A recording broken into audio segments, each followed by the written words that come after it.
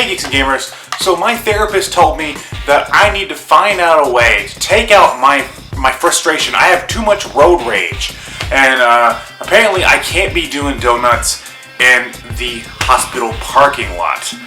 What can I say? We all cope with anger in our own ways.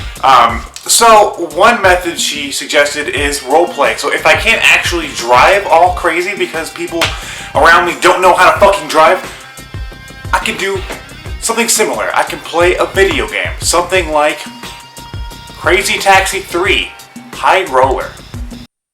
Under clear blue skies, crazy cabbies earning crazy money. Yes, it's the West Coast. Yeah.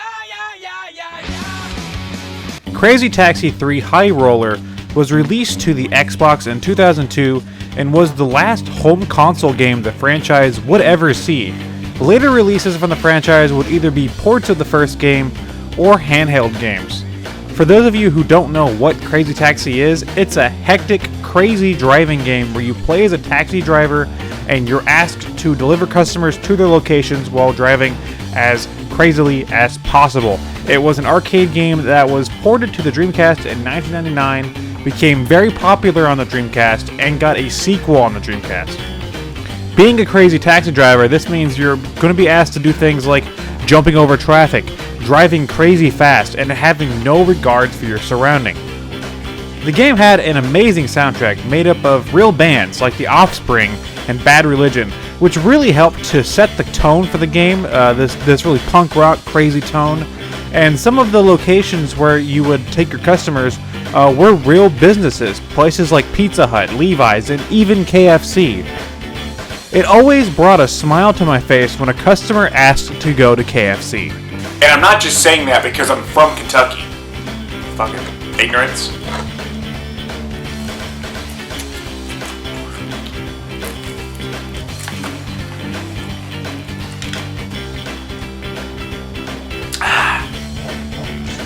Okay, high roller, it's time to make some real dough. Here we go. Why are you taking so long? A sequel would follow up on the Dreamcast that would expand on the formula. Crazy Taxi 2 would allow you to pick up more than one customer at a time and take them to more than one location at a time, and it came with a map inspired by New York. But alas, Crazy Taxi 2 would be the last Crazy Taxi game on the Dreamcast because Sega kind of crashed and burned. They exited out of the console industry. They couldn't keep up. The sales of the Saturn were pretty bad in America, and the Dreamcast, while it did do pretty well, the PS2 was on the horizon, and people were just wanting to wait for that thing. So with Sega exiting the console market, they started making software for other companies like Sony, Nintendo, and most importantly, Microsoft. Microsoft had their first console, the Xbox, and Sega worked with them closely on the Xbox, releasing like a lot of sequels for Dreamcast games like Shenmue 2 and Jet Set Radio Future. Really great Xbox exclusives. But one of those Xbox exclusive games was Crazy Taxi 3. This is why I love the original Xbox, because it had a lot of Sega exclusives. Yes, there are more games on the original Xbox that aren't just Halo, believe it or not. By this point, gaming had already shifted away from the arcade-style games of yesterday. Now we had realistic driving games like Project Gotham Racing and Gran Turismo.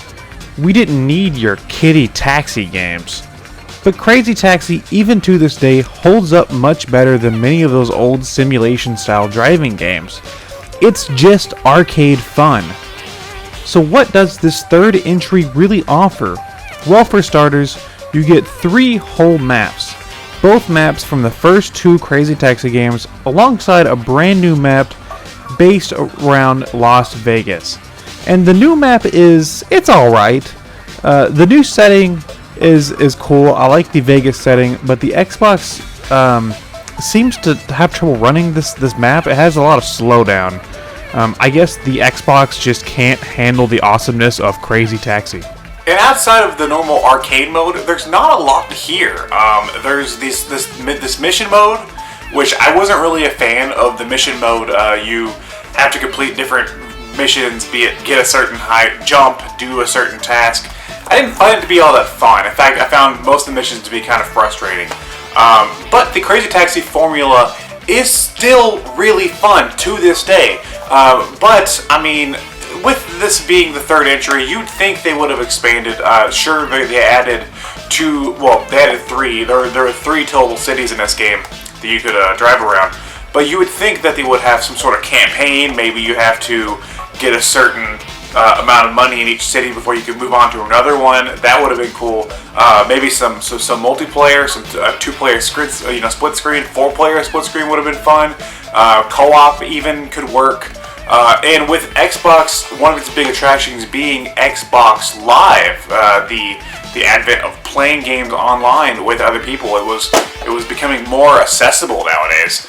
You would think maybe they would have had some kind of online functionality. So in terms of innovation, I think Crazy Taxi 3, that's where it really falls behind, is really changing up the formula and doing something new. But what is here is still really fun. It's just more Crazy Taxi. And I think by this point, everyone had just moved on. I never really hear anybody talk about Crazy Taxi 3. People just mention that it exists, it's a game. But it's a very fun game, especially if you like Crazy Taxi, like I do. It can keep somebody like me entertained for a while. But alas, this would be the last new game in the Crazy Taxi franchise outside of handhelds and mobile games. But alas, we never got Crazy Taxi 4. And that's kind of sad. Crazy Taxi 4 could work in the modern landscape, with gaming becoming more focused on digital gaming and arcade-style games. Releasing Crazy Taxi 4 today could work. People would buy it. I don't know if Sega's really that interested. I know they've mentioned bringing back other franchises like Virtual Fighter and Jet Set Radio, which is awesome. But Crazy Taxi 4, I don't know if that could happen. I would like for it to happen. It's just sad that we never really got another home console Crazy Taxi game after Crazy Taxi 3, because this game is fun, if not lacking, in innovation and originality. It's still a fun time. It's still a game that I would recommend you pick up. With that said, we did get a couple of, I think there was a Game Boy Advance game after this, and then there was a mobile game you could play. So Crazy Taxi has still been around in some form, just not the form I would like it. With that said, all this video has managed to do is inform you on a forgotten Sega game. It hasn't helped me with my road rage at all. Man, I don't know. Maybe I hear there's a new children's hospital down the road. I wonder if the parking lot's big enough to do donuts. I'll see you guys later.